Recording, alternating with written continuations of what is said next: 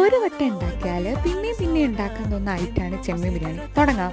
ആദ്യം വൃത്തിയാക്കിയ ചെമ്മീനിലേക്ക് മുളകുപൊടി, മഞ്ഞൾപ്പൊടി, ഉപ്പ്, തൈരിട്ട് മാരിനേറ്റ് ചെയ്ത് മാറ്റി വെക്കാം. ഇനി ചോറ് വെക്കാം. ഒരു പാത്രത്തിൽ ആവശ്യത്തിന് നെയ്യും വെളിച്ചെണ്ണയും ഒഴിച്ച് അണ്ടിപ്പരിപ്പും മുന്തിരിയും ക്യാരറ്റും ഉള്ളിയും ഇവ വഴറ്റി മൊരിയിച്ച് മാറ്റി വെക്കുക. 2.5 ഗ്ലാസ് അരിക്ക് 5 ഗ്ലാസ് വെള്ളം ഒഴിക്കുക. ഗ്രാമ്പു, ഏലക്ക, പട്ട, ജീരകം, ഉപ്പിട്ട് വെള്ളം തിളയ്ക്കുമ്പോൾ അരിയിട്ട് മൂടി വെക്കുക. ഇനി ഗ്രേവി ഉണ്ടാക്കാം. ഒരു ചട്ടിയിൽ വെളിച്ചെണ്ണ ഒഴിച്ച് മാരിനേറ്റ് ചെയ്ത് ചെമ്മീൻ ഫ്രൈ ചെയ്തെടുക്കുക.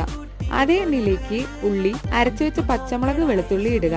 വഴഞ്ഞു വരുമ്പോൾ തക്കാളി ആഡ് ചെയ്യുക.